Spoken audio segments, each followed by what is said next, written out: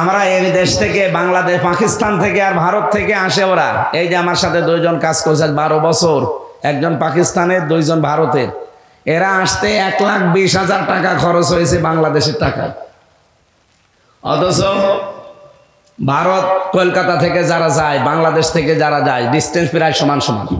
Malaysia, সিঙ্গাপুরে, কি কথা বুঝতেছে? অথচ মালয়েশিয়া বাংলাদেশ থেকে যেতে কমপক্ষে 6.5 লাখ 7 লাখ টাকা লাগে। আর আমাদের পাশে কলকাতা থেকে যাচ্ছে, মায়ানমার থেকে যাচ্ছে, ওখান থেকে 1,20,000 টাকা চলে যাচ্ছে। বাকি টাকাগুলো কি ফেরেশতারা খায়? এই যে স্যার ভালো জানবে। এত কষ্ট করে গাজীপুরের এই হিজলতলির একটা যুবক, একটা ছেলে, বাড়ি ঘর, জমি জায়গা, তার বাবার মায়ের গহনা, স্ত্রীর গহনা বিক্রি করে 7.5 লাখ 6 লাখ টাকা জোগাড় করে যায়। আর ওরা মাত্র 1,20,000 টাকা চলে আসে। কাজ তো একই দুইজনের, দেখলাম দর্জির কাজ করছে 12 ঘন্টা একাধারে। হ্যাঁ, বেতন তাদের দুইজনেরই। জিজ্ঞেস করলাম কেমন কি হয়, ও বলছে আমার 1 লাখ, এও বলছে আমার 1 লাখ বাংলাদেশের টাকা।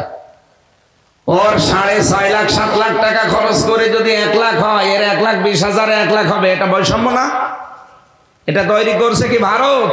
তৈরি করছে কি মায়ানমার, পাকিস্তান? তৈরি করছে এই দেশে যারা দায়িত্বে ছিল। ওনারা কয়েকজনের নামও বলেছে যে এর সাথে জড়িত আছে হাসিনার ছোট বোন রেহেনা আর ওই দরবেশ। কোনটা? এরকম আরো 4-5 জনের নাম বলছিল। ওখানে কিছু মানুষ আছে, তাদের কাছে আমি শুনেছি এই যে শ্রমিকের সাথে যে কাজটা করলে, শ্রমিকের পয়সা যারা মেরে খেয়েছেন এইভাবে 2 নাম্বারি কায়দায়, কিয়ামতের দিন আপনার শরীরে 1 টুকরা গোশত থাকবে না, শুধু হাড় ছাড়া। এখনই তো তাই অবস্থা হয়ে গেছে 6.5 মাস জেল খেটে। আর কিয়ামতে যে জেল আল্লাহ বানিয়েছে, যে কারাগার, শ্রমিকের পয়সা যারা মেরে খান, গরিব মানুষকে যারা ঠকান, আপনার শরীরে 1 টুকরা গোশত আল্লাহ রাখবে না, পুরাটা একেবারে ঝাঁঝরা করে দেবে। আগামীতে যারা আসবে দায়িত্বে, তারা যেন সচেতন হয়, বিশেষ করে শ্রমিকের ব্যাপারে, কারণ এরা সাধারণ মানুষ না, আল্লাহর বন্ধু। সবাইকে নিয়ে আমরা রমজানুল মোবারকে একটা কথা বললে যেহেতু 70টা কথা বলার সওয়াব হয়, এই জন্য বলেন আলহামদুলিল্লাহ। আর একবার বলেন আলহামদুলিল্লাহ। দরুদ আর সালাম পাঠ করার মাধ্যমে আমরা আলোচনায় প্রবেশ করছি। রমজানুল মোবারকে যে 4টা বিষয় বললাম, এই 4টা বিষয়কে সামনে নিয়ে আমরা কথা বলবো ইনশাআল্লাহ।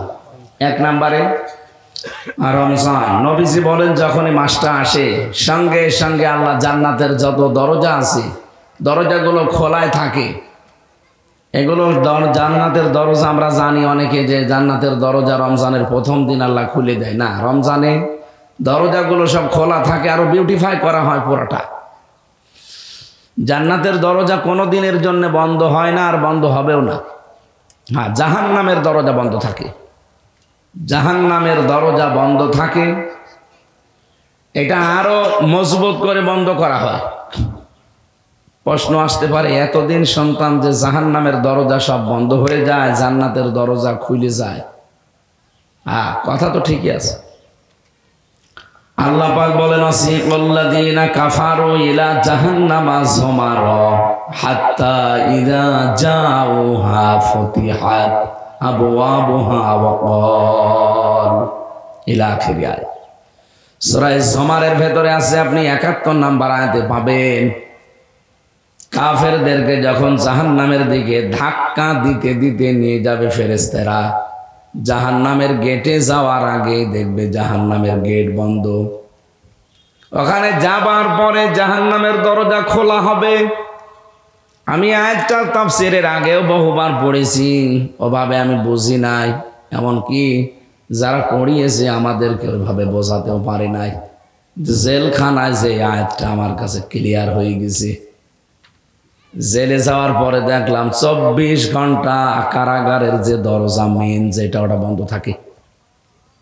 কেউ যদি বাইরে থেকে যায় তখন খুলে দেয়, ভেতরে প্রবেশ করানোর পরে আবার বন্ধ করে দেয়। আপনি দেখবেন জেলখানার মেন দরজা যেটা 24 ঘন্টার 1 ঘন্টাও দিনে রাতে কোনোদিন খুলে রাখে। আপনারা তো জেলে যাননি, জেলে তো যাব আমরা নাকি? আপনাদের তো এর সাথে কোনো সম্পর্ক নেই। ও জায়গা তো আমাদের জন্য সরকার বানিয়েছে, আর আমরাই মাঝে মাঝে যাব।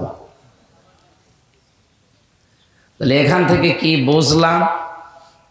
জেলখানা 24 ঘন্টা বন্ধ থাকে, কারণ এর ভেতর যারা আছে এরা কিছু কিছু এমন ভয়ঙ্কর অপরাধী।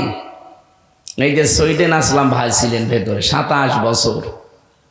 নাম শুনে আমার মনে হয় যে বাচ্চা ছেলে ফেলে পানি খাবে। সুইডেন আসলাম, আসলাম তো সুন্দর নাম, সুইডেন কেন? নামের ভেতরে একটা পরিচয় পাওয়া যাচ্ছে না? আমার উপর তলায় একজন ছিল ডেঞ্জার রাসু। এটা টাঙ্গাইল না গাজীপুর? গাজীপুরের একজন ছিল ভয়ঙ্কর তাজ। সব এখন বের হয়ে গেছে, কেউ 15 বছর, কেউ 22 বছর, কেউ 27 বছর জেল খাটতেছে। আর মনে হয় একজন আছে মুকিম গাজী, 45 বছর। ওনার একদিন বললাম যে ভাই আপনি কত বছর জেল পেয়েছেন? বলছে 260 বছর। 260 বছর আপনার জেল, আপনি বের হবে? হ্যাঁ হুজুর দোয়া করেন। আমি দোয়া করে দেবো, আর 260 বছর আপনার জীবনে পার হয়ে চলে যাবে। আপনি 45 বছর জেলে আছেন। তাদের চেহারা মানে দেখলে আপনি যদি প্রথম দেখেন অবশ্যই আপনার ভয় লাগবে, পানি খেতে মনে চাবে। এই মানুষগুলো ভেতরে আছে এরকম ভয়ঙ্কর মানুষ, যারা সুইডেনে যে মার্ডার করে এখানে আসে, এখানে মার্ডার করে সুইডেনে যায়। এই মানুষগুলো এখন তারা আহ্বান জানিয়েছে সরকারকে যে আমরা আর এই রাস্তায় থাকবো না, পরিবর্তন হতে চায়। দয়া করে সরকার যাক, সব কিছু মাফ করে দিয়ে তাদেরকে বের করে দিয়েছে। আল্লাহ রাব্বুল আলামিন এই বান্দাগুলোকে যেন হযরত ওমরের মতো বানিয়ে দেয়। তা আমি কথা বলছিলাম এই যে রমজানুল মোবারকে জাহান্নামের দরজাগুলো সব আরো গল্লিকাতিল আবওয়াব বন্ধ করে রাখা হয়। যা আছে বন্ধ 24 ঘন্টা বন্ধ থাকে, আরো মজবুত করা হয়। এখানে জেলখানা আমি দেখলাম 24 ঘন্টায় তালা লাগানো, কেউ গেলে খুলে দেয়, ভেতরে প্রবেশ করে আবার তালা লাগায়, একটা সেকেন্ডের জন্য খুলে রাখে না। আপনি যাবেন সঙ্গে সঙ্গে তালা লাগিয়ে দেন। কিন্তু এর পরের আয়াতে আমি পেয়েছি রব্বুল আলামিন জানিয়েছেন আসিকাল্লাযীনা তাকাউ রাব্বাহুম ইলাল জান্নাতি যুমারা হাত্তা ইযা জাউহা ওয়া ফুতিহাত আবওয়াবুহা ওয়া ক্বাল। আল্লাহকে ভয় করে যারা জীবন চালায় এই মানুষগুলোকে ফেরেশতারা ধাক্কা দেবে জান্নাতে নেওয়ার জন্যে, কিন্তু জান্নাতে যাওয়ার আগেই তাদের জন্য দরজাগুলো সব খোলা থাকবে। এই যে মাঝখানে ওয়া আছে, এর আগের আয়াতে কিন্তু ওয়া নেই। এই ওয়ার তাফসীর আমি 19টা পড়েছি, এর ভেতরে একটা হচ্ছে জাহান্নামে যারা যাবে ওখানে যাবার পরে দেখবে দরজা বন্ধ, যিনি মালিক আছে দারোয়ান, নাম তার মালিক, ওনাকে বলার সঙ্গে সঙ্গে খুলে দেবে, ভেতরে দিয়ে আপনাকে তালা লাগিয়ে দেবে। জান্নাতের দরজা ওই রকম না, 24 ঘন্টা এটা উন্মুক্ত থাকে, খোলা থাকে। আর রমজানুল মোবারক আসলে জান্নাতকে আরো বিউটিফাই করা হয়, সাজানো হয়। জাহান্নামের যত দরজা আছে সব বন্ধ, এমনকি মজবুত করে দেওয়া হয়। নবীজি বলেন জান্নাতের যে ভোর পরেগুলো আছে এরা গান বলতে আরম্ভ করে এ আনন্দে। 1 বছর পরে 26শে মার্চ আসলে আমরা যেমন আনন্দে আত্মহারা হয়ে যায়, 16ই ডিসেম্বর আসলে বিজয় দিবস পালন করার জন্য আনন্দে আত্মহারা হয়ে যায়। 16ই ডিসেম্বরে আর কি হয়েছে? একটা দেশ স্বাধীন হয়েছে একটা দেশ থেকে, এতটুকু। রব্বুল আলামিন বলেন রমজানুল মোবারকে যে রাতে কোরআন নাজিল হয়েছে এই পৃথিবীর মানুষের জন্য এত বেশি উপকার হয়েছে, শুধু একদিন না, হাজার হাজার বছরেও মানুষের এই পৃথিবীতে এত উপকার হয়নি। এই জন্য আমরা রমজানুল মোবারক আসলে সূরা কদরটা তেলাওয়াত শুনি বেশি। ইন্না আনজালনাহু ফি লাইলাতিল কদরি ওয়া মা আদরাকা মা লাইলাতুল কদর। অবশ্যই আমি কোরআনে কারীম লাইলাতুল কদর নাযিল করেছি মহিমান্বিত রজনীতে। এই যে আজকে শুরু হয়ে গেছে, এখান থেকে যে বেজোড় 10 দিন আছে, যে কোনো একদিনেই হতে পারে। যদিও 27শে রমজান আমরা অনেকে মনে করি না, যে কোনো একদিন হতে পারে। আল্লাহ পাক বলেন, নবী আপনি কি জানেন এই কদরটা কি? আপনাকে যে বললাম লাইলাতুল কদর, আপনি জানেন এটা কি? লাইলাতুল কদরি খায়রুম মিন আলফি শাহর। এটা আলফন ওয়াহিদুন আল্লাহ দেননি। যারা আরবি গ্রামার জানে, আলফন ওয়াহিদুন মানে 1000 বছর, আর আলফন শাহরুন মানে নির্ধারিত না, দুইটাই নাকেরা, অনির্দিষ্ট। এটা 1000 বছর না, আমরা 84 বছর 4 মাস মনে করি না, 83 বছর 4 মাস না, 1000 বছর না, কত বছর কেউ জানে না। আল্লাহ যেহেতু নির্ধারিত করেন না, এজন্য আমাদের নির্ধারিত করা ঠিক না। এটা হাজার হাজার বছর। এ পৃথিবীর মানুষের হাজার হাজার বছরও যে উপকার আল্লাহ করেননি, এই একদিনে কোরআনে কারীম নাযিল করে তার চাইতে বেশি উপকার করেছেন। এর নাম লাইলাতুল কদর। কি উপকার করলেন? কোরআনে কারীম নাযিল হওয়ার আগে শ্রমিক তার মর্যাদা মূল্য ফিরে পায়নি, পেতও না। মেয়েরা তাদের সম্মান মর্যাদা পায়নি, পেতও না। মেয়ে লোক হলে তাদেরকে জীবিত কবর দিয়ে দিত। শ্রমিককে কাজ করিয়ে টাকা দেওয়া দূরের কথা, আরো পিটাতো। শ্রমের কোনো মর্যাদা ছিল না, নারীর মর্যাদা ছিল না, মানবতারও কোনো দাম ছিল না পৃথিবীতে। এ কোরআনে আল্লাহ এমন এমন বিধান নাজিল করে মেয়েদের মর্যাদা, শ্রমের মর্যাদা, নারীর মর্যাদা এত বেশি বাড়িয়ে দিয়েছেন যে হাজার হাজার বছরও পৃথিবীর মানুষকে আল্লাহ যা দেয়নি, কোরআনের ভেতরে তাই দিয়ে ধন্য করেছেন। সুবহানাল্লাহ। শ্রমের মর্যাদা এত বাড়িয়ে দিলেন বেশি। নবীজি বললেন, আল কাসিবু হাবিবুল্লাহ। যারা কাজ করে খায় এরা সাধারণ মানুষ আর থাকে না, এরা আল্লাহর বন্ধু হয়ে যায়। আপনি খেয়াল করেন শব্দের দিকে, যারা কাজ করে খায় এরা কিন্তু আর সাধারণ মানুষ নেই, এরা আল্লাহর বন্ধু। আর একটা ভ্রান্ত ধারণায় বাংলাদেশের মানুষ আর পাকিস্তানি আর ভারতে আছে। আল্লাহর বন্ধু তাদেরকে মনে করি যাদের কোনো কাজ নেই, শুধু বসে বসে খায়। ওই যে বিভিন্ন গাছতলায় বসে আছে, বিভিন্ন দরবারে বসে আছে। বলেন তোর কোন কাজ আছে? দরবারে বসে আপনার কোন কাজ বলেন? আপনি শুধু 24 ঘন্টা বসে থাকা আর হু হু করা ছাড়া কোনো কাজ আছে? গাছতলায় যারা বসে আছে, বাঁশতলায় আস্তানা করে, কোন কাজ আপনার বলেন? আপনাকে তো আল্লাহ বানিয়েছে, লাকাদ খালাকনাল ইনসানা ফি কাবাদ। অবশ্যই আমি মানুষকে বানিয়েছি পরিশ্রম করার জন্য। আপনার এই শরীর, আপনার এই মেধা, এগুলো তো শ্রম দিয়ে পৃথিবীর মানুষকে কিছু দেওয়া লাগবে। আর চিন্তা ভাবনা করে, শরীর দিয়ে, গবেষণা করে, আমাদের ব্রেন দিয়ে, মাথা দিয়ে কি কিছু বানাতে পারি? আমরা একটা সুই বানাতে পারি, একটা গ্লাস বানাতে পারি। পানি খেয়ে বাঁচা লাগবে, একটা গ্লাস, একটা মগ, এগুলো আমাদের ব্রেনে আসে না। একটা সই বানানো লাগবে, কাপড় চোপড় অন্তত সেলাই করে যেন লজ্জাস্থান ঢাকা যায়, সেটাও বানাতে পারি না। কি কি করেন আপনি?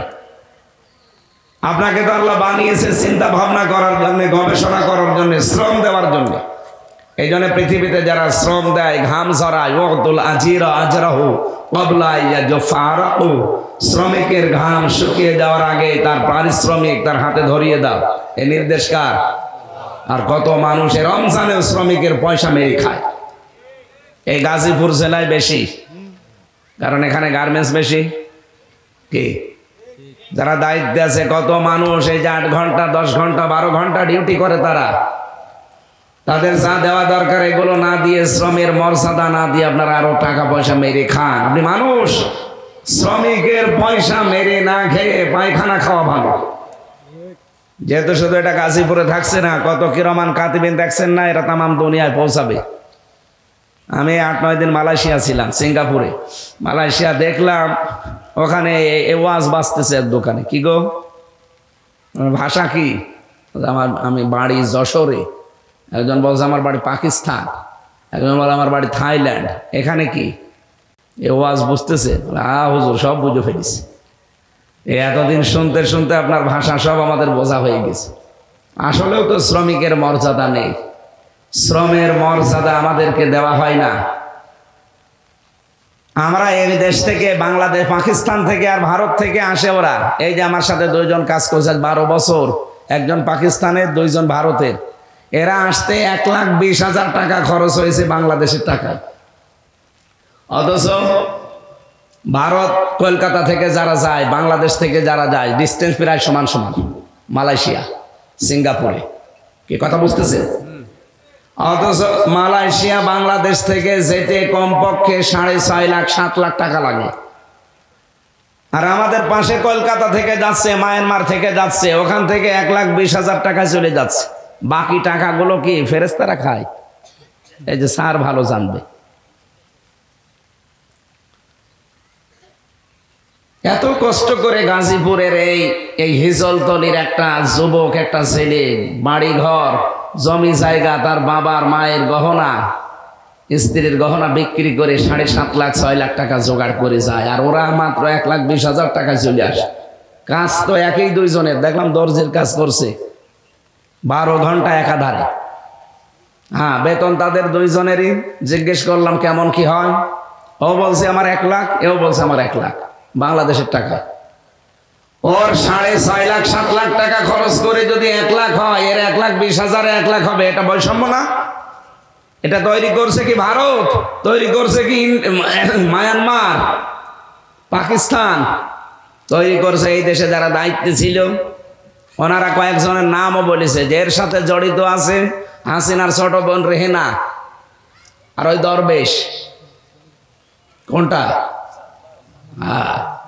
এরকম আরো 4-5 জনের নাম বলছিল। ওখানে কিছু মানুষ আছে, তাদের কাছে আমি শুনেছি। এই যে শ্রমিকের সাথে যে কাজটা করলে, শ্রমিকের পয়সা যারা মেরে খেয়েছেন এইভাবে 2 নাম্বারি কায়দায়, কিয়ামতের দিন আপনার শরীরে 1 টুকরা গোশত থাকবে না, শুধু হাড় ছাড়া। এখনই তো তাই অবস্থা হয়ে গেছে 6.5 মাস জেল খেটে। আর কিয়ামতে যে জেল আল্লাহ বানিয়েছে, যে কারাগার, শ্রমিকের পয়সা যারা মেরে খান, গরিব মানুষকে যারা ঠকান, আপনার শরীরে 1 টুকরা গোশত আল্লাহ রাখবে না, পুরাটা একেবারে ঝাঁঝরা করে দেবে। আগামীতে যারা আসবে দায়িত্বে, তারা যেন সচেতন হয়, বিশেষ করে শ্রমিকের ব্যাপারে। কারণ এরা সাধারণ মানুষ না, আল্লাহর বন্ধু। কত বড় গুরুত্বপূর্ণ শব্দ আল্লাহর নবী দিলেন তাদের ব্যাপারে। আর সবচাইতে ঘৃণিত, সবচাইতে খারাপ মনে করে আমরা তাদেরকে।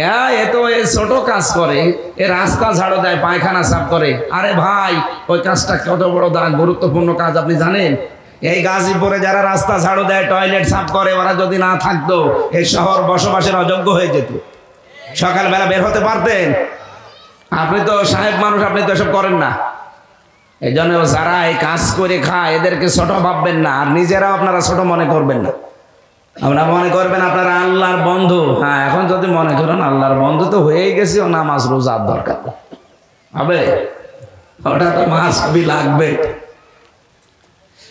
কোরআনে কারিমে আল্লাহ উদ্বুদ্ধ করছেন, ফাইদা কুদিয়াতিস সালাতু ফান্তাশিরু ফিল আরদি ওয়াবতাগু মিন ফাদলিল্লাহ ওয়াযকুরুল্লাহা কাসীরান লাআল্লাকুম তুফলিহুন। যখন নামাজ শেষ হয়ে যায়, মসজিদে আর বসে থাকার দরকার নেই। ছড়িয়ে যাও, ছিটিয়ে পড়ো, যেখানে যার কর্মজীবন আছে ওই জায়গায় যাও। কিন্তু সাবধান, মসজিদে যেভাবে আল্লাহকে স্মরণ করতে, অতটুকু স্মরণ কর্মজীবনে করলে হবে না। উনি সচিবালয়ে কাজ করতেন, নামাজ পড়েছে মাত্র 5 ওয়াক্ত নামাজ পড়তে 1 ঘন্টা 10 মিনিট লাগে। আর ওনার ডিউটি ছিল সচিবালয়ে 8 ঘন্টা। ওই 8টা ঘন্টা যদি আল্লাহর স্মরণে থেকে, নামাজে যেভাবে আল্লাহকে স্মরণ করেছিল, মনে রেখেছিল, ওই 8 ঘন্টাও যদি ওভাবে আল্লাহর কথা মনে রেখে অন্যায় কোনো কাজ এই হাত দিয়ে না করে, এই মেধা দিয়ে না করে, 1 ঘন্টা 10 মিনিট নামাজ পড়ে যে সওয়াব পেয়েছে, পুরো 8 ঘন্টা ডিউটি করে একই সওয়াব পাবে।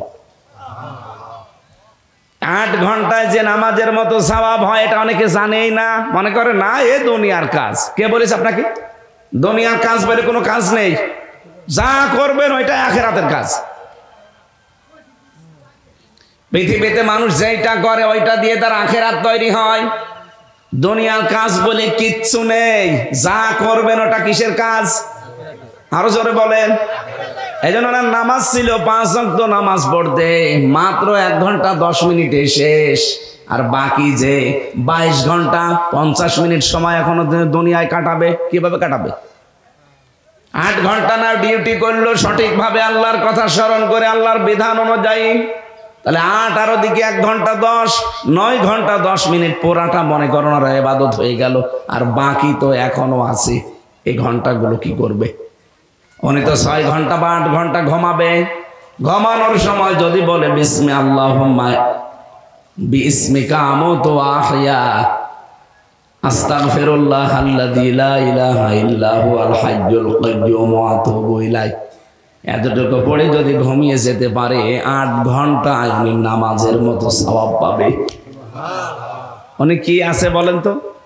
ঘুমিয়ে আছে। বলেন বলেন।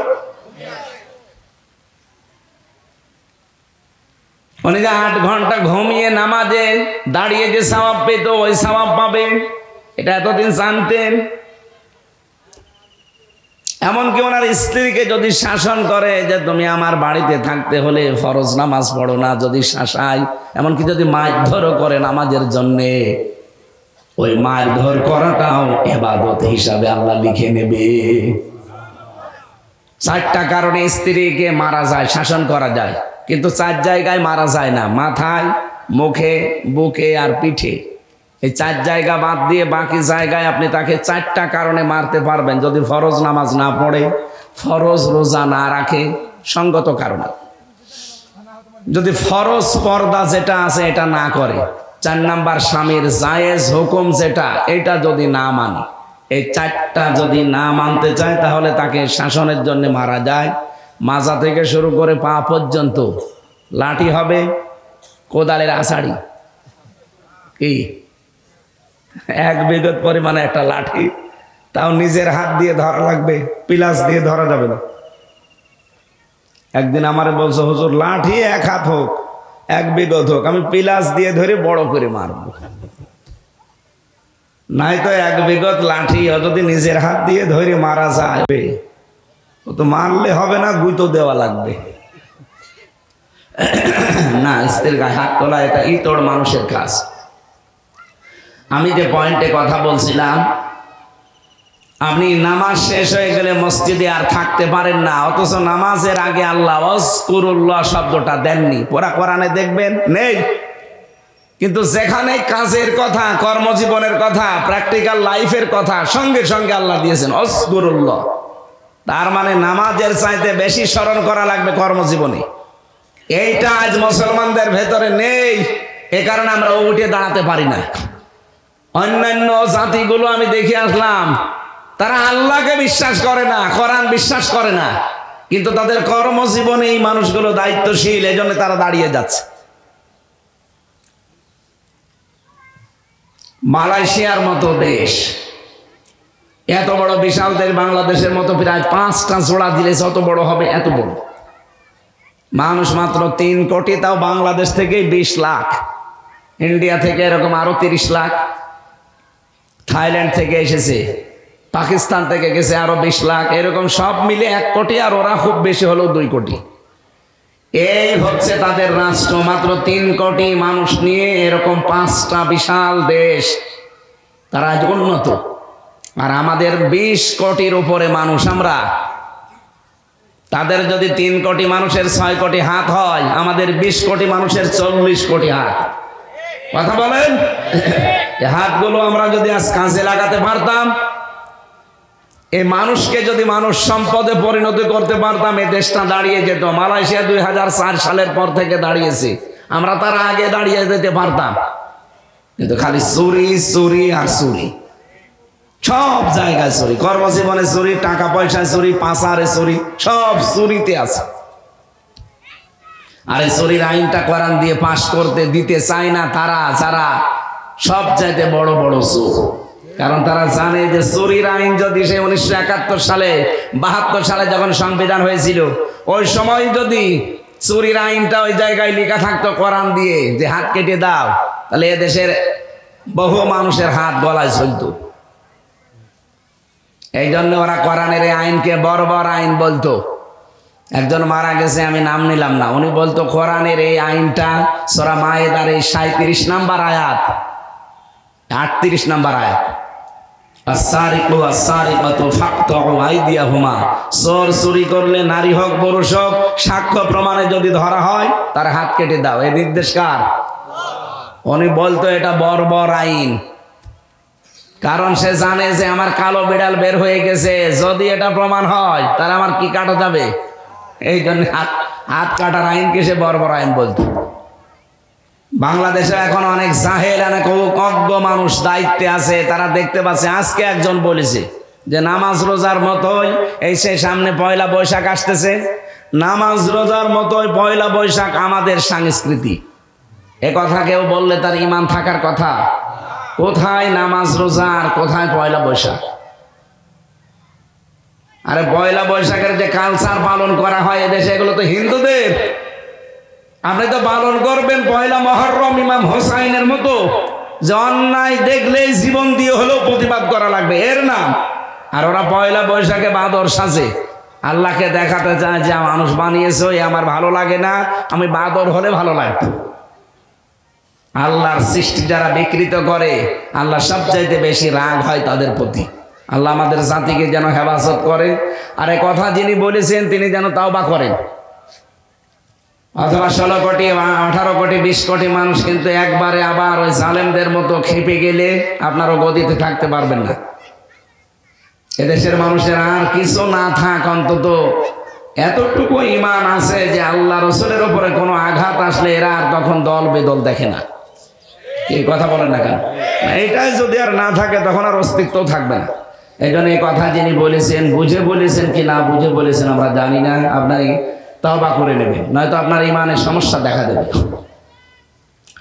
আমরা কর্মজীবনের কথা দিয়ে শুরু করেছিলাম, নামাজের চাইতে এখানে জানলাম কর্মজীবনের দাম কত বেশি। আমরা এই জন্য মসজিদে প্রবেশ করলে দেখবেন দুনিয়ার সব মানুষ একটা দোয়া পড়ে, আল্লাহুম্মা ইফতাহলি বা মাফতাহলি আবওয়াবা রহমাতিক, হে আল্লাহ তোমার রহমতের একটা না, আবওয়াব বহু বচন, বাবের যত দরজা আছে সব খুলে দাও। তাহলে রহমত পাওয়ার জায়গা কোনটা? মসজিদ। বলেন না কেন? রহমত পাওয়ার জায়গা। রহমত পাওয়া শেষ, এবার আপনি আর মসজিদে বসে থাকতে পারবেন এ কথা আল্লাহ কোরআনে দেয়নি। ফান্তাশিরু ফিল আরদ, ছড়িয়ে যাও জমিনে। ছড়িয়ে যাওয়ার সময় কি বলবা? এই জন্য মসজিদ থেকে বের হওয়ার সময় কি বলা লাগে? আল্লাহুম্মা ইন্নী আসআলুকা মিন ফাদলিকা। এই যে কোরআনের আয়াতে ছিল অবতাগু মিন ফাদলিল্লাহ, আল্লাহর রিজিক, আল্লাহর অনুগ্রহ তোমরা তালাশ করো, অনুসন্ধান করো, খোঁজ করো। আর এই দোয়াতেও আল্লাহ ওই শিক্ষাটাই আমাদেরকে নবীজি দিলেন যে আল্লাহুম্মা, হে আল্লাহ, ইন্নী, অবশ্যই আমি, আসআলুকা, আপনার কাছে চাই, মিন ফাদলিকা, আপনার রিজিক চাই। তাহলে ফজল মানে রিজিক, ফজল মানে কি? এটা পাওয়ার জন্য কি মসজিদ, মাদ্রাসা, খানকা, ঈদগাহ, গরস্থান, কোন জায়গা? জমিন। বলেন বলেন। ফান্তাশিরু ফিল আরদি, ছড়িয়ে যাও জমিনে। সুতরাং রিজিকের জন্য কোথায় থাকা লাগবে? এই জমিনে ছড়িয়ে ছিটিয়ে যেই সেক্টরে কাজ করছে, আপনি যদি কাজটা মনে করেন যে না নামাজের মতো এইটাও ইবাদত, বাংলাদেশ তো একেবারে দাঁড়িয়ে যাওয়ার কথা। কারণ নামাজে যেমন চুরি করা যায় না, 8 ঘন্টা ডিউটিতেও চুরি করা যাবে না। কথা বলেন না কেন? ইউনিয়নের মেম্বার থেকে শুরু করে একেবারে সংসদ যিনি প্রধান আছেন এদেশে, প্রত্যেকটা মানুষ যদি আজ এই রকম করে ইবাদত মনে করতাম, আমার মনে হয় দেশটা মালয়েশিয়ার মতো 2004 সালে না, 54 বছর আগে দেশটা দাঁড়িয়ে যেত। কিন্তু আমরা যেখানে ছিলাম আরো নিম্নে চলে গেছি। রমজানুল মুবারক এসেছে, আমার প্রথম কথা ছিল একটার সাথে যেহেতু আর একটা সম্পর্কিত, রিলেটেড করা। রমজান আসলে যেন আমরা জান্নাতের দরজা যেহেতু সব উন্মুক্ত হয়েই আছে, আরো পরিষ্কার পরিচ্ছন্ন করে বিউটিফাই করা হয়। জাহান্নামের দরজা যা বন্ধ আছে আরো বন্ধ করে দেওয়া হয়। জান্নাতের হুর পরীরা গান বলতে আরম্ভ করে এবং আল্লাহ নিজে রহমতের দৃষ্টিটা বান্দার প্রতি একেবারে একনিষ্ঠভাবে নিক্ষেপ করে থাকে। পুরাটা মাস আল্লাহ দিয়ে আছে, আর এই শেষের দিকে আরো আল্লাহ বেশি দিয়ে আছে। বিশেষ করে নাজাতের এই সময়ে আমরা যেন আমাদের জীবনে নাজাত তৈরি করতে পারি জাহান্নামের আগুন থেকে, বলেন আমিন। এইটাই মানব জীবনের সবচাইতে বড় সফলতা। আমি এবার একটা নতুন তথ্য বলছি, যারা একটু লেখাপড়ার মন দেন বা পড়াশোনা করেন তাদের জন্য কাজে লাগবে। সূরা আলে ইমরান 185 নাম্বার আয়াত। আল্লাহ রাব্বুল আলামিন বলেন, কুল্লু নাফসিন যায়িকাতুল মাউত ওয়া ইন্নামা তুওয়াফাউনা উজুরাকুম ইয়াওমাল কিয়ামাহ ফামান যুহজিহা আনিন নার ওয়া উদখিলাল জান্নাতা ফাকাদ ফাজ। প্রত্যেকেই মারা যাবে। ও গাজীপুরবাসী, আপনি যত উপরে ওঠেন না কেন আপনাকে মরা লাগবে, এটাই ফাইনাল। পৃথিবীতে আজ পর্যন্ত যত দামি মানুষও বেঁচে থাকেনি, কিয়ামত পর্যন্ত কেউ থাকবেও না। ওয়াইন্নামা তুওয়াফাউনা উজুরাকুম ইয়াওমাল কিয়ামাহ, কিয়ামতের দিন প্রত্যেকের উজরত পারিশ্রমিক আল্লাহ পরিপূর্ণ করে দেবে। এই শব্দটার দিকে খেয়াল করে আমি একটা জিনিস পেয়েছি। আমার এই 33 বছর বয়স, 92 সালে আমার জন্ম। আমি যদি এই 33 বছরে মারা যাই, যত অপরাধ করেছিলাম ওই অপরাধগুলো আমার মাথার উপরে চাপিয়ে দিলে আমার বিচার শেষ হয়ে যাওয়ার কথা। আল্লাহ ইউওয়াফাউনা উজুরাকুম ইয়াওমাল কিয়ামাহ, উজুর বহু বচন দিলেন কেন? তাফসীর মাহফিলে আসতে হয়, কোরআন বুঝতে হয়, এই কারণে নিজের জীবনকে সংশোধনের জন্য। আল্লাহ আজরন দিতে পারতেন, উজুর দিলেন কেন? আমার 33 বছর বয়সে আমি মারা যাই, ঠিক আছে, কিন্তু 33 বছরে এমন এমন কাজ আমি আঞ্জাম দিয়েছি যে 33 কোটি বছর এটার রেশ থাকবে। আমি একটা সিনেমা তৈরি করলাম, একটা সিনেমা হল বানালাম। আমি হয়তো মরে গেলাম 33 বছর বয়সে, কিন্তু ওই সিনেমা হল, ওই সিনেমা তো আর বন্ধ হয়নি, ওটা চলতে আছে। কি দিন যত যাবে ওটা বিউটিফাই করে আরো সুন্দর করে ছড়াবে, বিভিন্ন ভাষায় ছড়াবে। এই বাংলাদেশে পবিত্র প্রেম বলে একটা সিনেমা বানিয়েছিল একজন হিন্দু একজন মুসলমান, এই চরিত্র নিয়ে, বাংলাদেশের মেয়ে। ওটা আমি তামিলনাড়ুতে গিয়ে দেখি, ওই দেশে এই সিনেমাটা তামিল ভাষায় পরিবর্তন করে তাদেরকে দেখানো হচ্ছে। কাহিনী একই আছে কিন্তু ভাষাটা তামিল। পাকিস্তানে যান, এখানে উর্দুতে আপনাকে শোনাবে ওই কাহিনীটা। না লাগবে না কিছু। আমি যেটা বোঝাতে চাই এখানে, আমি মারা গেছি কিন্তু আমার কাজ তো মরে যায়নি। এই কাজটা যতদিন থাকবে কবরের ভেতরে আমার পাপের বোঝাটা তত বাড়তেই থাকবে। কথা বোঝানো যায়নি।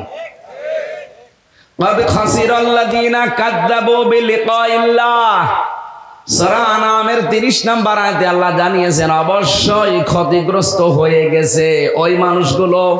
ক্ষতিগ্রস্ত হবে না, হয়ে গেছে। কারা? যারা আল্লাহর সাক্ষাৎ এটা অবিশ্বাস করে, মিথ্যা মনে করে যে আল্লাহর সাথে সাক্ষাৎ হবে, দাঁড়ানো লাগবে, জীবনের পুরাটার হিসাব দিয়ে আল্লাহ পরিপূর্ণ উজুরত দেবে, এটা যারা বিশ্বাস করে না, আল্লাহ বলেন তারা ক্ষতিগ্রস্ত হয়ে গেছে। হাত্তা ইযা জাআতুহুমুস সাআতু বাগতাতান, হঠাৎ করে যখন তাদের সামনে সাত চলে আসে। এখানে সাতের অর্থ দুইটা, একটা মৃত্যু আর একটা কিয়ামত। হঠাৎ করে মরণ যখন চলে আসে, বলু ইয়া হাসরাতানা, ওই মানুষগুলো পেছনের দিকে তাকিয়ে আফসোস করে যে কি পাঠালাম আমি, আমার এই জীবনে আমি কি পাঠিয়েছি। আলামা ফাররাতনা ফিহা, আমার জীবনে আমি যা কামাই করেছি এর জন্য আমার এখন আফসোস হয়।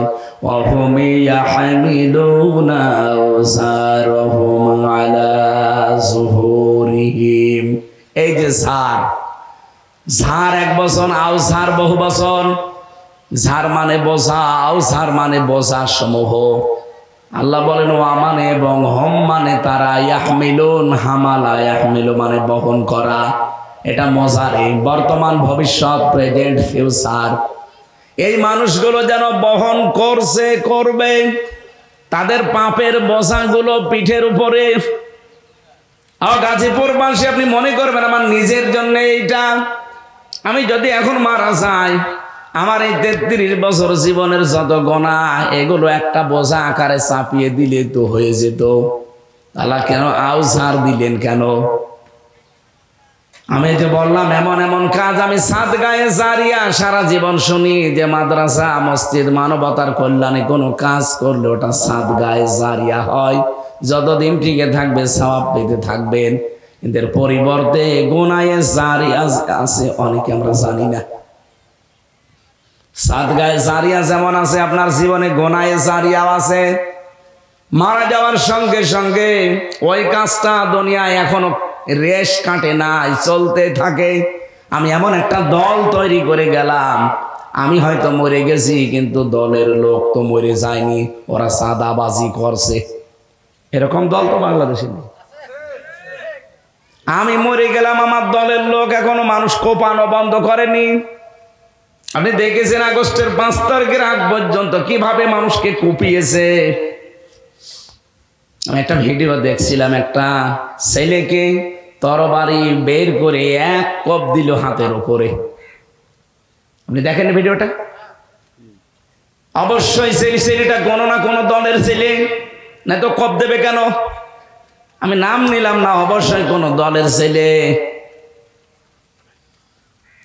নাম নিতেই অসুবিধা কি? ছাত্রলীগের অথবা যুবলীগের। বলেন তো, যারা এই ছাত্রলীগ যুবলীগ প্রতিষ্ঠিত করেছিল তারা তো মরে গেছে, কিন্তু এই গুলো তো এখনো মারা যায়নি। এদের দ্বারা যত মানবতার ক্ষতি হবে, মানবতা বিপদে পড়বে, আল্লাহর কসম কবরে বসে বসে গুনায়ে জারিয়া পেতে থাকবে। এই জন্য আপনার বোঝা এখন আর আউঝার না, ঝাড় নেই, আউঝার হয়ে গেছে। একটার পর একটা বোঝা বাড়তেই থাকবে, বাড়তে থাকবে। এখন কিয়ামত হতে এখনো কত কোটি বছর বাকি। বলেন তো, এত বছর কবরে আপনি পড়ে আছেন, কিন্তু আপনার পাপের বোঝা কমতেছে না বাড়তেছে? 2-5টা হবে না কোটি কোটি বোঝা হবে? বলেন। আন্দাজে একটা দলের উপরে আমরা চাপিয়ে দেই যারা রক কাটে, অথচ আজ পর্যন্ত এই 54 বছরে আমরা প্রমাণ দিতে পারলাম না যে তারা রক কেটেছে। কিন্তু যারা রক কাটে, মানুষের ঠ্যাং পর্যন্ত কেটে নেয়, রক না হাত কেটে নেয়, তাদের নামে কোনো বদনাম নেই। এখন কিছু কিছু বদনাম বের হচ্ছে। জাহাঙ্গীরনগর বিশ্ববিদ্যালয়ে মানিক নামে যে ছেলেটা 100টা মেয়েকে ধর্ষণ করার পরে মিষ্টি বিলোচন করছিল যে আমি সেঞ্চুরি করেছি। উনি যেই দলের লোক, ওই দলটা যিনি প্রতিষ্ঠিত করেছিল সে তো মারা গেছে, কিন্তু ওই দলের এই ছাত্র তারা তো মারা যায়নি, তারা কাজ চালিয়ে যাচ্ছে। বাবা শাহজালাল সব হালাল। 100টা মেয়েকে ধর্ষণ করে যদি আপনি চিন্তা করতে পারেন, মিষ্টি বিলোচন করছে যে আমি সাকসেস, আমি আজকে সেঞ্চুরি করেছি। উনি তো মরে গেল, কিন্তু এই কাজগুলো যতদিন এই দুনিয়া জীবিত থাকবে, যত মানুষ ধর্ষণের শিকার হবে, যে কয়েকদিন আগে আসিয়া, এইটাও গোনাও তার আমল নামায় যাবে। কারণ তারা ধর্ষণ করে আনন্দ করে, উল্লাস করে। যত মানুষ এই ধর্ষণের শিকার হবে, সব গোনাগুলো যিনি দল কায়েম করেছিল তার আমল নামায় যে পাপের বোঝা বাড়তেই থাকবে। আমরা শুধু জানি আদম নবীর সন্তান হাবিল আর কাবিল, ওনারা একজন আর একজনকে পৃথিবীতে মেরে ফেলেছিল। এই জন্য কিয়ামত পর্যন্ত যত অবৈধ হত্যা হবে তার একটা পার্সেন্টেজ কাবিলের আমল নামায় যাবে। হ্যাঁ, যাবে কেন? কারণ প্রথম তিনি মানুষ মেরেছিলেন। এইটা যদি আপনি সহজে বুঝে ফেলেন যে কিয়ামত পর্যন্ত কাবিল, এই লোকটা একটা মানুষকে মাত্র হত্যা করেছিল দুনিয়ায়, কিন্তু যত মানুষ কিয়ামত পর্যন্ত হত্যা হবে অবৈধভাবে, 2024 সালের 5 আগস্টের আগ পর্যন্ত 2732 জন মানুষ মারা গেছে সরকারি হিসাবে। কেউ না কেউ মেরে ফেলেছে, কি নাকি এমনি মরে গেছে? যেই মারুক না কেন তারা ওই কাবিলের মতো পার্সেন্টেজ পেতে থাকবে। কাবিলের বোঝা যদি কোটি কোটি হয়, আপনার বোঝা কয়টা হবে আপনি নিজে বলেন। এই জন্য আল্লাহ কিয়ামত বানিয়েছেন। উজু রকম দেওয়ার পরেই দেখবেন ইলা ইয়াউমিল কিয়ামা, আল্লাহ পাক বলেন আমি এটা দুনিয়ায় দেব না, এটা দেওয়ার একটা জায়গা বানিয়েছি, তার নাম কিয়ামত। কারণ তোমাকে আমি একটা জীবন দিলাম, তুমি একজন মানুষকে মেরে ফেললে, তোমাকে মেরে ফেললে তো শেষ, কিন্তু না, তুমি যদি একা 1000 মানুষ হত্যা করার কারণ হয়ে দাঁড়াও, তোমার ইশারায় যদি 1000 মানুষ মারা যায়, তো তোমাকে একবার মেরে ফেললে তো হবে না, তোমাকে মারা লাগবে 1000 বার। তো দুনিয়া এরকম জায়গা আছে? বলেন বলেন, আপনি তো একবার মেরলে শেষ, তো 1000 মারবো কি করে? এই জন্য আল্লাহ কিয়ামত বানিয়েছেন। ফামান কে ইন্নামা তুওয়াফাউনা উজুরাকুম ইয়াউমাল কিয়ামা, কিয়ামতের ময়দানে তোর পারিশ্রমিক, তোর উজুরত আমাকে পরিপূর্ণ করে আমি দিয়ে দেব। যা তুই যা যা করেছিলি, তুই যদি একটা কারণ হয়ে থাকিস 20,000 মানুষ হত্যা করার, তোকে আমি 20,000 বার কিয়ামতে মারবো। কিভাবে মারবো? তোর চামড়া পাল্টাবো, শুধু চামড়া একটার পরে একটা পাল্টাতেই থাকবে। চামড়া পরিবর্তন করে নতুন চামড়া লাগানো, এটাতে কত বড় কঠিন কাজ, আপনি একটু লাগিয়ে দেখেন। আল্লাহ বলেন কিয়ামতে এই শাস্তিটা বৃদ্ধি করার জন্য আমি আল্লাহ ময়দানে মাহশার বানিয়েছি। ফামানে যুহজিহা আনিন নার ওয়া উদখিলাল জান্নাতা ফাকাদ ফাজ। ওই লোকটার জীবন সফল যাকে আল্লাহ জাহান্নামের আগুন থেকে মুক্ত করে জান্নাত দিয়ে দিয়েছে। এদিকে তাকান, খুব গুরুত্বপূর্ণ বিষয় এটা। ফামান যুহজিহা আনিন নার, আল্লাহ বলেন সফল ওই লোকটার জীবন, যেই লোকটাকে জাহান্নাম থেকে আল্লাহ বাঁচিয়ে দিয়েছে। না, বাঁচাবে, বাঁচাবে, বাঁচাবে এই কথা কোরআনে আছে, বাঁচিয়ে দিয়েছে এই কথা কোরআনে নেই, কারণ এটা বর্তমান ভবিষ্যতের শব্দ। আল্লাহ মাঝি অতীতের শব্দ দেননি যে তাকে বাঁচিয়ে দেওয়া হয়ে গেছে, না। আল্লাহ বলেন ওই লোকটার জীবন সফল যাকে আল্লাহ জাহান্নামের আগুন থেকে বাঁচাবে, ওয়াদখিলাল জান্নাহ, আর জান্নাতে প্রবেশ করাবে। ফাকাদ ফাজ, সেই লোকটা সফল হয়ে গেছে। এবার আসেন তো, এই আয়াতের বাস্তব ব্যাখ্যা পেয়েছি আমি দুইটা। এক নম্বরে, কিয়ামতে আসল কিন্তু হার জিতের জায়গা, ওখানে সফলতা ব্যর্থতার আসল জায়গা ময়দান।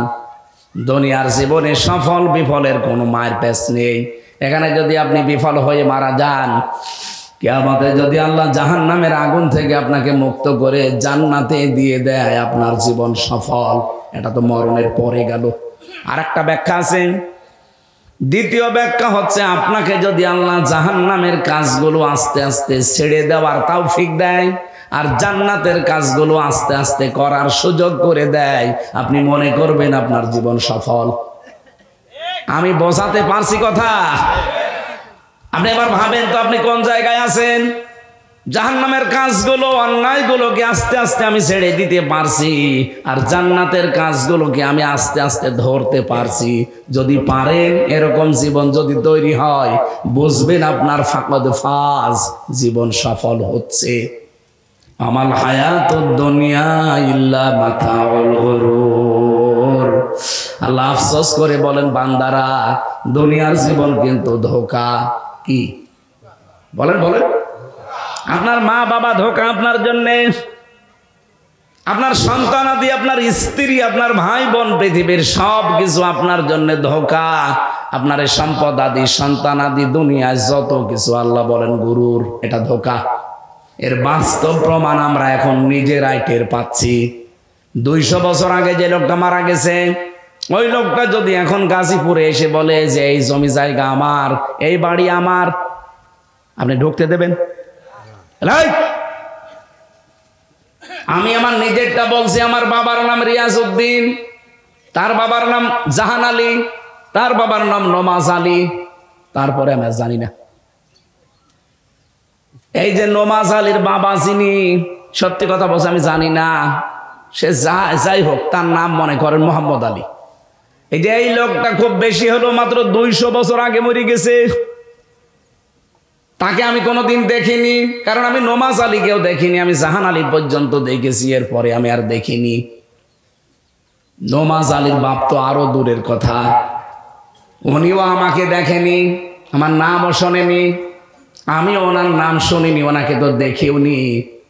এখন যদি উনি এই 200 বছর পরে কুষ্টিয়ায় ফিরে আসে, এসে বলে যদি এই 2 তলা বাড়ি আমার, এই জমি জায়গা আমি বানিয়েছিলাম, আমি এখানে থাকতে চাই, ওনাকে থাকতে দেব? কিসের নমাজ আলীর বাপ আপনি? আমি তো নমাজ আলীকে চিনি না, কারণ আপনিও আমাকে দেখেননি, আপনাকেও আমি দেখিনি, আমি চিনিও না। এমনকি এই গ্রামে এখন যারা আছে কেউ আপনাকে চেনে না। এইটার নাম দুনিয়া। আল্লাহ বারবার কোরআনে আয়াতটা দিয়েছেন, আমাল হায়াতুদ দুনিয়া ইল্লা মাতাউল গুরুর। হে পৃথিবীর মানুষেরা, দুনিয়ার জীবনটা কিন্তু ধোঁকা, এটা প্রতারণা ছাড়া আর কিছু না। এই জন্য এইটার পেছনে পড়ে আমার বিশাল আখিরাত যেন ভুলে যেও না। আমার ম্যাডাম আমাকে ভালোবাসে, আমি জানি। কত মানুষ আছি আমরা এই পৃথিবীতে, রমজানুল মোবারক চলে যাচ্ছে, নিজের আখিরাতের পুঁজি তৈরি না করে স্ত্রীর মুখে হাসি ফোটানোর জন্যে, তাকে সুখে রাখার জন্যে, শান্তি দেওয়ার জন্যে, বৈধ অবৈধ নেই, বাম হাত ডান হাতের কামার একসাথে করে। এটা রেকর্ড হচ্ছে, এই কারণে বলছি, সারা দুনিয়া এখন যাচ্ছে। আপনি ডান হাত বাম হাতের কামাই একসাথে করে 2 তলা থেকে 20 তলা বানিয়ে দিয়ে চলে গেলেন, এখনই মারা যান। এখনই মারা গেলে আজকে রাত যদি আমার ম্যাডামকে কেউ বলে হামজা মরে গেছে, একটু পাহারা দেন, বলবেন না, জিন আসবে। কি বলবেন? আমি একা পারবো না পাহারা দিতে, আরো 3-4 জন মহিলা দেন, না আমি একা থাকতে পারবো না। পাহারা যদি দেয়ও, যদি বলা হয় সারা জীবন তো আপনার কাছে ছিল, আপনি খাটের উপরে ছিলেন 2 জন, আজকে আপনি থাকবেন খাটের উপরে আর হামজাকে খাটের নিচে মাটি দেব, বলবেন না, জিন আসবে। মাটি তো দিতে দেবেই না, সকালবেলা বলবে কবরে নিয়ে যান। হ্যাঁ, পাগলের মতো হয়ে যাবে, খাওয়া দাওয়া হয়তো বন্ধ করে দেবে। 2 দিন 5 দিন 7 দিন পরে দেখবেন স্বাভাবিক হয়ে গেছে তার জীবনও। 4 মাস 10 দিন পার হতে হতে তার মা বাবা মিলে দেখবেন তার বিয়ে দিয়ে দেবে অন্য জায়গায়। মাত্র 2-3 দিন 4 দিন 5 দিন সংসার করার পরে ঠিক আমার ম্যাডাম তার বাবার কাছে কল দিয়ে, মায়ের কাছে কল দিয়ে বলবে, বাবা মা, হামজা তো আর কি ছিল, এখন যার সাথে আছে 100 গুণ ভালো মানুষ, আমি ডিলেট হয়ে গেছি। অথচ এই 5 তলা 2 তলা থেকে 5 তলা আমি বানিয়েছিলাম। কথা বলেন ঠিক কিনা? এখন আমার আর কিছু তার মনে নেই। ওই 2 দিন তার কাছে থাকার পরে সব সে ভুলে গেছে। বাবার কাছে এখন শোনামও হয় তার, যে হামজারে কি দেখে দিয়েছিলেন, এখন যা পেয়েছি এর মতো আর জিনিস হয় না। আমি নিজে যেহেতু উপলব্ধি করছি, আপনাদেরকে উপলব্ধি করাচ্ছি। দুনিয়ার জীবন কিন্তু এরকমই। এজন্য কার পেছনে থেকে আপনার বিশাল আখিরাত আপনি নষ্ট করবেন বলেন? আল্লাহ আমাকে যেমন বুঝ দিচ্ছেন, প্রত্যেকেই যেমন এই বুঝটা ক্লিয়ার করে দেন, বলেন আমিন। আমি শ্রমিকের কথা বলতে গিয়ে পর্যন্ত এসেছিলাম। এই জন্য শ্রমিকের মর্যাদা অনেক বেশি। যারা কাজ করে খান, বাড়িতে হোক জমিনে হোক, যে যেখানে আমরা কাজে আছি, আমরা নিজেকে যেন ছোট মনে না করি, মনেই করবেন যে আমি কাজে না, আমি ইবাদতে আছি। প্রত্যেকটা মানুষ যদি বাংলাদেশে আমরা এটা মনে করতাম, রমজান মাস প্রতি বছর বছর আসা লাগতো না, একবারে রমজান সফল হয়ে যেত। 2 নম্বরে রমজানের দাম বেড়েছিল যেহেতু কোরআনের কারণে, এর সাথে সম্পৃক্ততা বাড়াবেন। 3 নম্বরে আমি নিয়েছিলাম, 3 নাম্বারটা কি আপনাদের যদি কিছু মনেই না থাকে তো আমি বলেই যাব, আপনি শুনিয়ে যাবেন। এই জন্যই তো 45 মিনিটের বেশি কথা বলা ঠিক না, কারণ মাথায় কথা ধরার একটা লিমিট আছে। আমি বলেই গেলাম 2 ঘন্টা ধরে, আপনি শুনিয়েই গেলেন না। আমি কয়টা বিষয়ের কথা বলতে চাচ্ছি বলেন তো? 4টা। প্রথম কি? রমজান। প্রথম কি?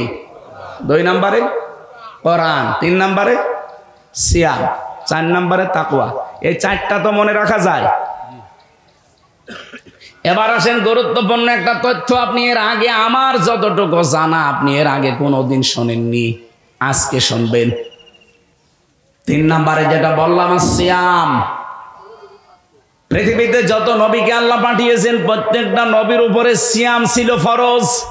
কুতিবা আলাইকুমুস সিয়াম কামা কুতিবা আলাল্লাযিনা মিন ক্বাবলিকুম, তোমাদের উপরে রোজা লিখে দিলাম, ফরজ করে দিলাম।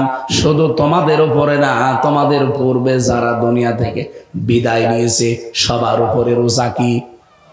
আরো জোরে বলেন। সবার উপরে সিয়াম ছিল ফরজ, কিন্তু সাওম না। এদিকে তাকা।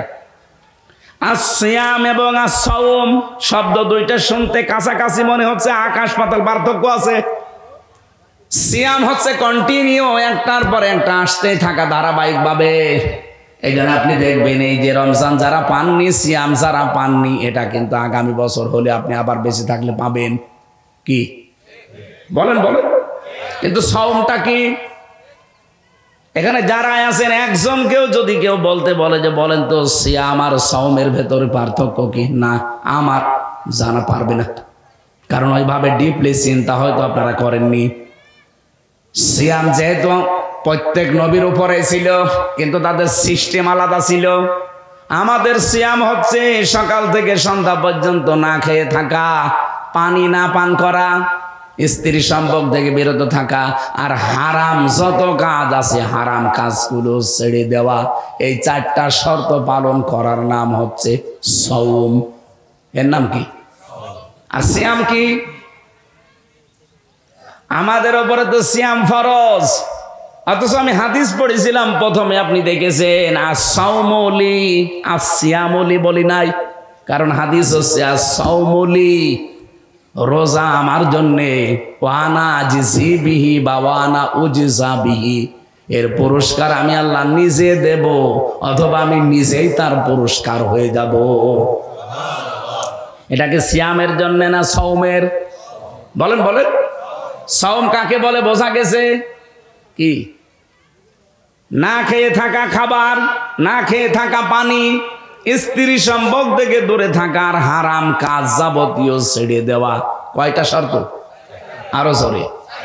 কিন্তু সিয়ামটা কাকে বলে আপনি দেখেন, কিন্তু তাদের সিয়াম আমাদের মতো এই 4টা বিষয় ছিল না। হযরতে মারিয়াম আলাইহিস সালাম তিনি সিয়াম ছিলেন, তার সিয়াম বা তার রোজার নিয়ম ছিল কি? তিনি সব করতে পারতেন, তিনি খাবার খেতে পারতেন, পানি পান করতে পারতেন, সব করতে পারতেন দুনিয়ায়, শুধু কথা বলতে পারতেন না। তার মারিয়াম আলাইহিস সালামের যে নিয়ম, তার রোজার যে নিয়ম সিয়ামের, ওনার সাথে আমাদের রোজার মিল আছে? বলেন বলেন। এখন যদি বলেন না আমি মরিয়মের মতো রোজা রাখবো, শুধু কথা বলবো না আর সব খাবো, হবে? কারণ আমাদের ওই রোজা আল্লাহ দেয়নি। এই জন্য সিয়াম এটা কন্টিনিউ, প্রতি বছর আসতেই থাকবে, এটা কিয়ামত পর্যন্ত। কিন্তু সাওম এটা আপনাকে তৈরি করা লাগবে। আমি আশা করি কথা বোঝাতে পেরেছি। আর সিয়াম আর সাওম কি এক? সিয়াম আসে কন্টিনিউ ধারাবাহিকভাবে, একটার পরে একটা, আর প্রত্যেকটা উম্মতের উপরে সিয়াম আছে। এ পৃথিবীতে এখন 4,500 ধর্মের মানুষ বাস করে, প্রত্যেকটা ধর্মের মানুষ সিয়াম রাখে। আপনি ইহুদিদের দিকে তাকান, তারাও সিয়াম রাখে, কিন্তু তারা সেহরি করে না। খ্রিস্টানদের দিকে তাকান, তারাও সিয়াম করে, কিন্তু তারা ইফতারি করে না। এই যে হিন্দু যারা মুশরিক, এরাও বাবা মা মরে গেলে সিয়ামই করে, রোজায় রাখে, উপোস বলে। কি বলে? ওরা না খেয়ে থাকে না, কিন্তু তারা সেহরিও করে না, ইফতারিও করে না। আর আমাদের যে সিয়াম, এখানে সেহরি আছে, ইফতারি আছে, আর ওই 4টা শর্ত মেনে চলা আছে। নবীজি হাদিসে কুদসি, এটা বিশ্ব নবী এই জন্য জানিয়েছে আস-সাওমুলি ওয়া আনা আজিজি বিহি, এটা আল্লাহর কথা নবীর মুখ দিয়ে বের হচ্ছে। কেউ যদি সিয়াম সাধনা করে, সাওম পালন করে, আমার আল্লাহ পাক নিজে তাকে পুরস্কার দেবেন, অথবা নিজেই পুরস্কার হয়ে যাবেন। এখন আমার প্রশ্ন, আল্লাহ সিয়ামটা কেন রমজানে দিলেন? এখনো তো 12 মাস ছিল, সেই মাসে সিয়ামটা দিলেন না কেন? রমজানের সাথে, কোরআনের সাথে সিয়ামের এমন অঙ্গাঙ্গি ভাবে ভাবে জড়িত সম্পর্ক, আপনি এর ভেতরে না ঢুকলে বুঝবেন না। বক্তা চলে এসেছে তো এই জন্য আমি তাড়াতাড়ি করছি। 4 নাম্বার বলেছিলাম তাকওয়া, লাআল্লাকুম তাত্তাকুন। রব্বুল আলামিন বলেন সিয়ামটা দিয়েছি এই কারণে যাতে তোমরা তাকওয়াবান হতে পারো, তাকওয়া অর্জন করতে পারো। এই তাকওয়াটা কি? এটা কি গাজীপুরের বাজারে কিনতে পাওয়া যায়? এইবার ভালো করে শুনবেন, এতক্ষণ যা করেছেন আমি কিছু বলি নাই, এদিকে তাকান এবার। এই 4টা বিষয়, আমি এটাও জানি যে 4টা বিষয় জীবনে শোনেননি, এখনই শুনবেন। তাকওয়া মানে আমার মতো জব্বা গায়ে দিয়ে, পাগড়ি মাথায় দিয়ে, সুন্দর টুপি মাথায় দিয়ে, হাতে তসবিহ নিয়ে হু হু করা না। তাকওয়ার ব্যাখ্যা পেয়েছি আমি 4টা। হযরতে আলীকে জিজ্ঞাসা করা হচ্ছে, ও আলী তাকওয়া কাকে বলে? হযরতে আলী নবীর জামাই বললেন 4টা বিষয় যার ভেতরে পাওয়া যাবে সে যেন মনে করে আমার ভেতরে তাকওয়া তৈরি হয়েছে। আমি এবার প্রশ্নটা ছেড়ে দিলাম, বলেন তো যে 4টা বিষয় হযরতে আলী বলেছিলেন যে 4টা বিষয় যদি আপনার ভেতরে থাকে তাহলে আপনি বুঝবেন আপনি তাকওয়াবান হয়েছেন। আর যদি না থাকে, আপনি যতই বুজুর্গ দাবি করেন, আপনি বুজুর্গ না, আপনি বেজির্গ।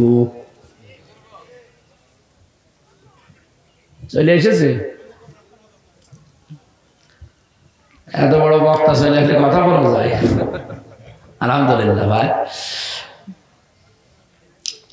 আমাদের শ্রদ্ধাভাজন বড় ভাই মাওলানা আব্দুল্লাহ আল আমিন আন্তর্জাতিক অঙ্গনের কারি, আপনারা তেলাওয়াত শুনলে বুঝবেন। আলোচনা উন্নত মানের আলোচনা করেন। ওনাদের কণ্ঠ, সাইদি সাহেবের বিদায় নিয়েছে কিন্তু কণ্ঠটা মনে হয় আল্লাহ ওইটা পরিবর্তন করে ওনারা দিয়ে দিয়েছে।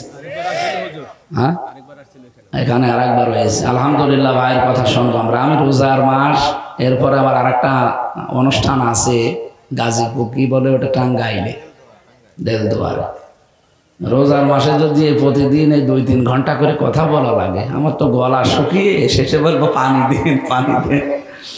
এই জন্য বেশি কথা বলাও ঠিক না। রোজার মাসে ক্লাসের মতো সর্বোচ্চ 40-45 মিনিটে শেষ করা দরকার। 1 ঘন্টা আমাদের হয়ে গেছে, আমরা আর বাড়াতে চাই না। শুধু 4টা বিষয় খুব তাড়াতাড়ি ব্যাখ্যা ছাড়া বলি, আপনি মনে করে রাখবেন, লিখে রাখবেন।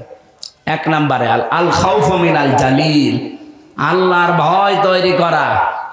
আল্লাহকে যেমন না দেখে আপনি ভয় করছেন, বিশ্বাস করছেন, না দেখে ভয়ও করা লাগবে। 2 নম্বরে আল আমালু বিত-তানজিল, আল্লাহর কোরআন অনুযায়ী আপনার আমল হওয়া লাগবে, কাজ হওয়া লাগবে। আমাদের কাজ আমল হয় কিন্তু কোরআনের বাইরে। এই জন্য কাজ কারবার যদি কোরআন কেন্দ্রিক হয়, কোরআনের সাথে সম্পৃক্ত হয়, তখন আপনি বুঝবেন যে আপনার ভেতরে তাকওয়া আছে।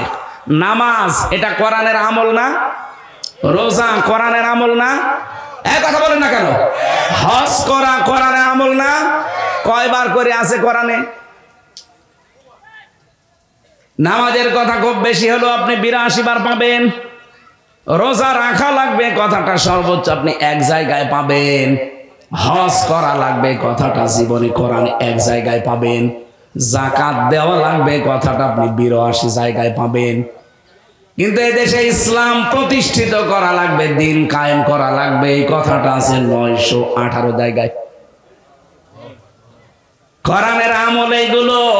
আপনি নামাজটা মেনে নিলেন, রোজাটা মেনে নিলেন, হজটা মেনে নিলেন, যাকাতটা মেনে নিলেন, 56,000 বর্গ মাইলে যে কোরআনে কারিম প্রতিষ্ঠিত করা লাগবে, এটা আপনি মানেন না। আর কেউ মানতে বললে আপনি বলেন এইটা ধর্ম ব্যবসা। এক কথা বলেন না, তাহলে এইটা যদি ধর্ম ব্যবসা হয়, নামাজও কি ওইটা ধর্ম ব্যবসা? 9টা এর ভেতরে আছে, আর 918 জায়গায় আছে এইটা যে আকিমুদ্দিন, দিন কায়েম করো, ডাইরেক্ট হোক ইনডাইরেক্ট হোক।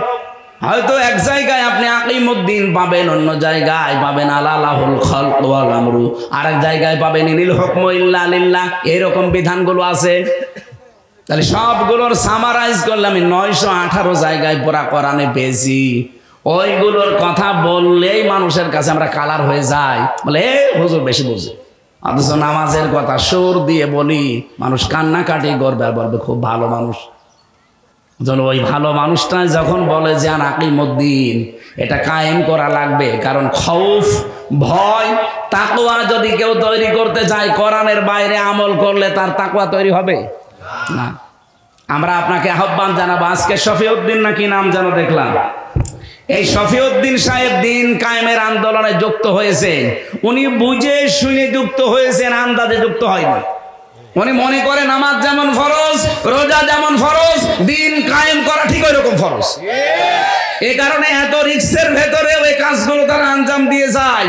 কিন্তু বাকি যে মানুষগুলো আমরা দেখি, কেন এই কাজকে আপনার ফরজ মনে করেন না? খালি নামাজ ফরজ, রোজা ফরজ, এটা ফরজ না?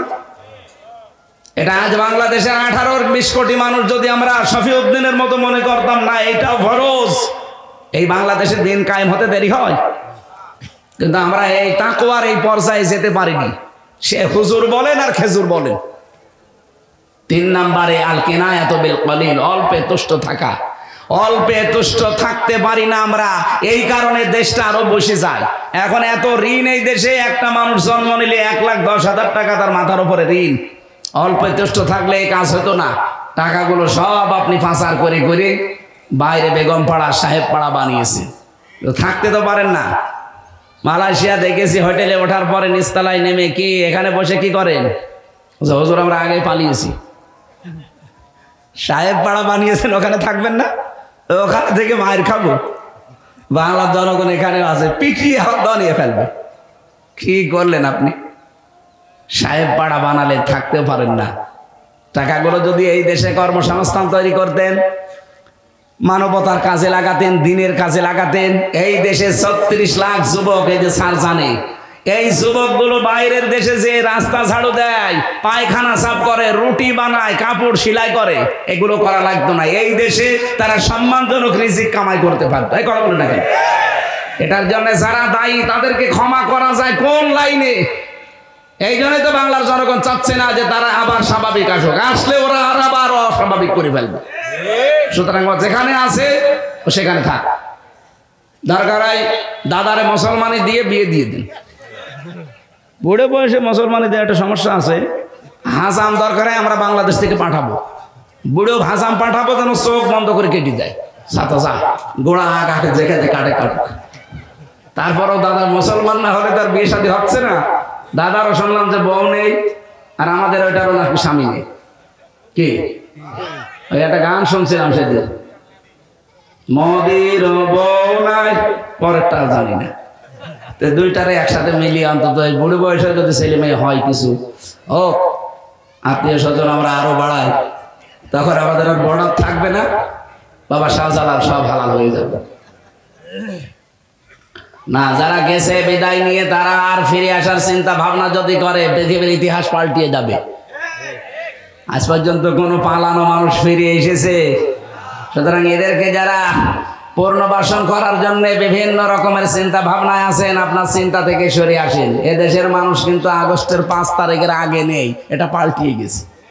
হ্যাঁ, কথা বলে না কেন? যে যেখান থেকে এটা চেষ্টা চালাবেন ব্যর্থ হবেন। সে সেনাবাহিনী হোক আর অন্য বাহিনী হোক, যেখানে যারা আছেন। আমরা দেখছি সেনাবাহিনীর যিনি প্রধান, উনি অলরেডি আত্মীয়তার সম্পর্ক ছিন্ন করে জাহান্নামী হয়ে গেছে। কারণ আত্মীয়তার সম্পর্ক যারা ছিন্ন করে তারা কি, উনি কি করল? ওনার নিজের আপন লোক আত্মীয়তার সম্পর্ক ছিন্ন করে ফেলেছে। এটা মিডিয়া আবার কাটছাট করে উল্টো পাল্টা বোঝা পারত, কারণ এদের কাজই তো এরকম উলট পালট।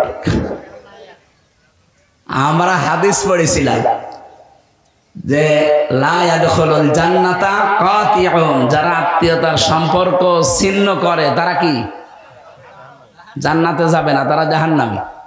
তো ওনার আত্মীয় ছিল, উনি সম্পর্কটা যদি ঠিক রাখতে পারে না। এখন শুনছি গোপনে আবার বিভিন্ন কায়দায় সম্পর্ক ঠিক রাখার চেষ্টা চালাচ্ছে। কিন্তু বাংলাদেশের মানুষ এখন যে জায়গায় আছে, এ দেশের মানুষ আর মানবে না। আপনি দরকার হয় নতুন আত্মীয় করেন, ওই আত্মীয় ভুলে যান, ওটা আত্মীয় না। হযরতে নূহ আলাইহিস সালাম তার সন্তানের পরিচয় দিতে চাচ্ছিলেন, আল্লাহ বললেন না, সন্তান না, ওইটা আপনার। ওটা আপনার আহাল পরিবারের লোকেরা যারা আল্লাহ রসুলকে মানে না, মানবতার জন্য যারা হুমকি, ওরা আপনার আত্মীয়ই না। এই জন্য আমরা এদেশে যারা মুসলিম আছি, এ দেশের বৈধ যারা নাগরিক আছি, এ দেশটাকে যারা অবৈধ করার জন্য চেষ্টা চালিয়েছেন, আপনি তো আমার আত্মীয় হলো, এখন আমরা কোরআনের ওই আয়াত অনুযায়ী বলবো লাইসালাকা মিনাহালিকা, আপনি আমার আত্মীয়ই না। আমরা চেষ্টা চালাচ্ছি। 4 নাম্বারটা হচ্ছে ওয়াল ইস্তিদাদু লিয়াউমির রাহি, আখিরাতের পুঁজি তৈরি করার জন্য সে লোকটা সচেষ্ট থাকবে। আল্লাহ রাব্বুল আলামিন আমাদেরকে 4টা যে স্তর বললাম, আল্লাহর ভয় তৈরি করা, কোরআনের আমল করা, অল্পে তুষ্ট থাকা, আর আখিরাতের পুঁজি তৈরি করার জন্য চেষ্টা চালানো। এই 4টা যার ভেতরে আছে তার ভেতরে তাকওয়া আছে, আর এই 4টা যার ভেতরে নেই সে আকাশ দিয়ে উড়ে গেলে ওর ভেতরে তাকওয়া নেই। যেহেতু রমজান এসেছে আমাদেরকে তাকওয়া শিক্ষা দেওয়ার জন্য, আর কোরআনে কারিম আল্লাহ নাযিল করেছেন রমজানে, ইন্না আনজালনাহু ফি লাইলাতিন মুবারাকা, অবশ্যই আমি আল্লাহ কোরআন নাযিল করেছি একটা বরকতময় রজনীতে। ইন্না কুন্না মুনযিরিন, আর আমি নিজে সতর্ককারী। সতর্ককারীকে আমরা শুধু অ্যাডভার্টাইজ করছি, আসল সতর্ককারীকে কোরআনে আল্লাহ এরকম সতর্ক বাণী দিয়েছেন 500। ফিহা ইফরাকু কুল্লু আমরিন হাকিম, আল্লাহ এই কোরআন নাযিল করেছেন যেই দিন, ওই দিন তিনি গুরুত্বপূর্ণ কিছু সিদ্ধান্ত নেবেন। যেহেতু 27 রমজান সামনে, 21, 23, 25, 27, 29 এর ভেতরে যে কোনো একদিন আল্লাহ রাব্বুল আলামিন গুরুত্বপূর্ণ কিছু সিদ্ধান্ত নেবেন। আমরা দোয়া করছি মুসাফির অবস্থায়, রোজাদার অবস্থায়, আল্লাহ যেন আমাদের এই দেশটা যত ষড়যন্ত্র হচ্ছে সব কিছুকে নস্যাৎ করে এমন কিছু গুরুত্বপূর্ণ সিদ্ধান্ত আমাদের ব্যাপারে নেন, আমরা যেন সামনে কোরআন সংসদে চলছে এটা দেখে মরতে পারি। আমার কথার অর্থ বোঝা গেছে, আমি জানি আপনারা বুঝেছেন। ফিহা ইফরাকু কুল্লু আমরিন হাকিম, আল্লাহ কিছু গুরুত্বপূর্ণ সিদ্ধান্ত নেবেন এই রাতে। সুতরাং আমরা বারবার দোয়া করব, আমাদের যত রকমের ষড়যন্ত্র হচ্ছে দেশ নিয়ে, দেশে বিদেশের মাটিতে, সব আল্লাহ যেন নিজে নস্যাৎ করে দেয়, আর এমন কিছু বরকতময় সিদ্ধান্ত আল্লাহ যেন নেয় যেটা ওই যে হাজার হাজার বছরও হয়নি। কোরআন নাজিল করে আল্লাহ যেটা দিয়েছে সেটা পাওয়া যাবে যদি এটা সংসদে যায়। আল্লাহ রাব্বুল আলামিন ওই দৃশ্য দেখে মরার তৌফিক আমাদের দান করুন, আমিন। আমি যেহেতু ভাই আছে সামনে, উনি মেয়েদের ব্যাপারেও কথা বলবেন, আর আমার এখন 2টায় ওঠা লাগবে ওখানে, আর মাত্র 40 মিনিট আছে, ওখানে যেয়ে আবার কথা বলবো সেটা গাইলে। আজকের মতো শেষ করে বিদায় নিলাম। যতটুকু বলেছি প্রত্যেককে আল্লাহ